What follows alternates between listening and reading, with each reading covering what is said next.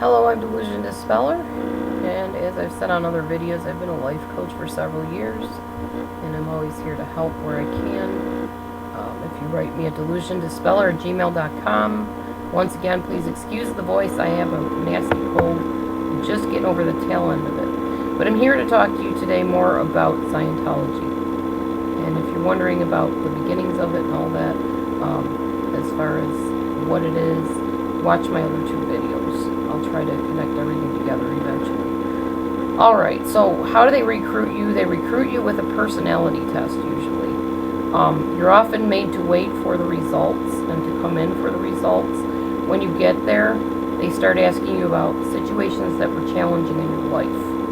And by the time you are finished being evaluated by them, the auditor, the person that's talking to you and listening to you, has evoked emotional pain in you that may not have been there before, and then begins grading you and evaluating you, telling all the things that are wrong with you, and asking for money for them to help you clear. And then what I'm going to tell you next is what happens in an auditing session. So this is after you've gotten through all the initial meeting the people, hearing what they can do for you, hearing what it's done for them. Now you're going through an auditing session. Now there's a couple different ways I know of that they do this, with an e-meter, which is kind of like a lie detector, and it looks like a little device with two tin can type things, and you hold it and the person talks to you, and your reactions are what tell them where you're at. The whole point of Scientology is to get rid of the reactive mind, or to at least think less with it. They believe you have several parts, or at least two parts of your mind. There's the mind that analyzes things and, you know, the more, I guess, practical way of thinking, the practical area of thinking. And then there's the reactive mind that doesn't think and just reacts. So in essence, this is kind of a psychology type thing, which has some merit, I believe, since I have studied psychology. There's parts of it I agree with, parts of it I don't. It helps to clear your tendency to be trigger affected, I guess, and reactive. The problem with it is they get rid of, or at least try to get rid of, all of your emotional side of things. So they don't like you having sympathy. That's a negative emotion to them. So they try to get rid of that in you. Which is why a lot of these Scientology people often seem kind of robotic, because after years and years of being programmed in this way, it can have some pretty negative effects as far as interacting with the rest of society.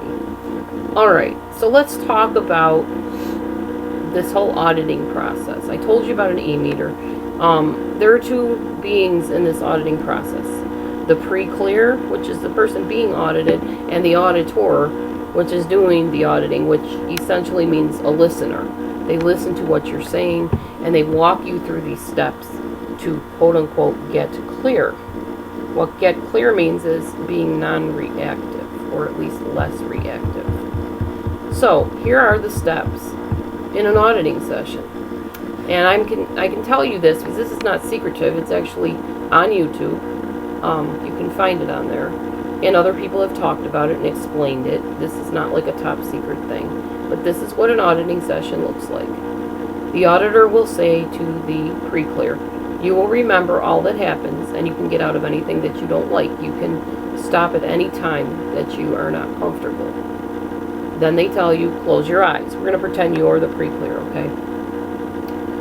And the third thing is, when I say cancel, anything from our session will be removed from your mind and have no force with you.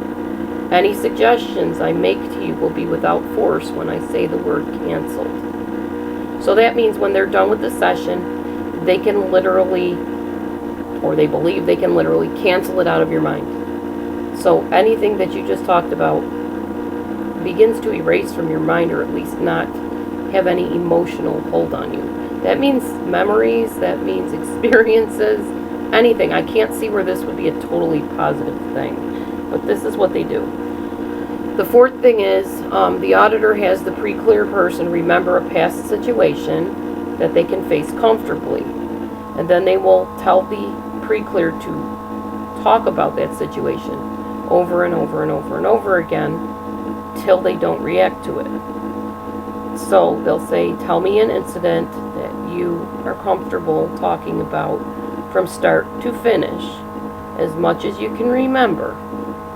So the pre-clear will go through, well, I had this situation, blah, blah, blah, whatever the situation is.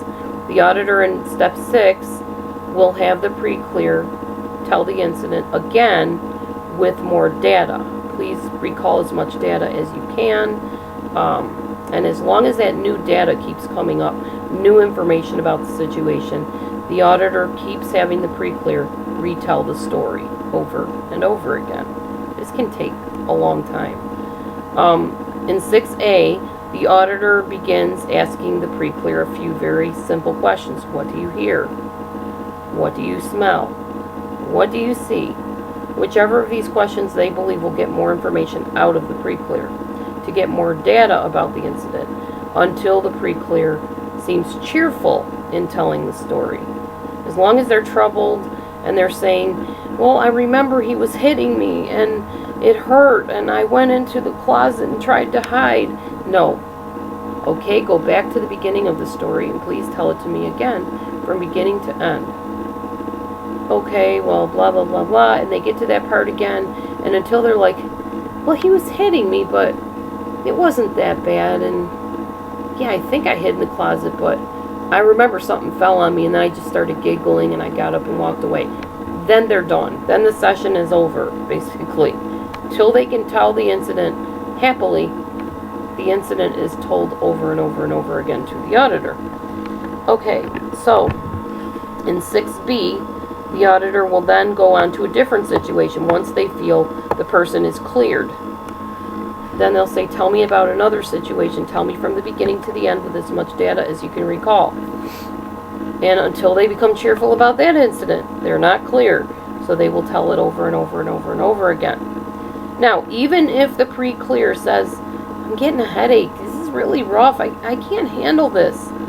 Even if they say that, the auditor will say, right, go back to the beginning and tell me the situation again. Just in that voice. No feeling, no emotion, very robotic. Tell me again, tell me the situation, recalling any data. It doesn't matter if you're sitting there hurting, have a headache, want to stop. Nope, you got to continue. In fact, sometimes they'll say continue through the incident. Go back to the beginning, give whatever additional data you can give me, until the pre-clear becomes cheerful again. Now, when the pre-clear seems to be cheerful about all these different situations, then you say, as the auditor, our session will be ending shortly. I'm going to be bringing you to present time. And then they'll say, come to present time. Pre-clear will say, okay, I'm there. And then the auditor will say in step 9, okay, canceled. Now, pre-clear already knows that the auditor said when they say the word canceled, everything they just thought of, talked about, whatever, will have no effect on them anymore. They may not remember it. It has no emotional hold on them. At the next step, once they've said canceled, they'll say, I'm going to count from 5 down to 1. I'm going to snap my fingers and you'll be completely back in present time. So just like hypnosis, they will count 5, 4, 3, 2, 1, snap, and then the pre-clear will feel all better probably, and oh wow, that wasn't bad at all, or man, I feel really good. And then the auditor will say, you did well, thank you. And then they leave. That is an auditing session, basically. Now after that, they take you to a leader, and we'll talk more about what that leader is going to do with you when we return. Thanks for watching. Stay tuned.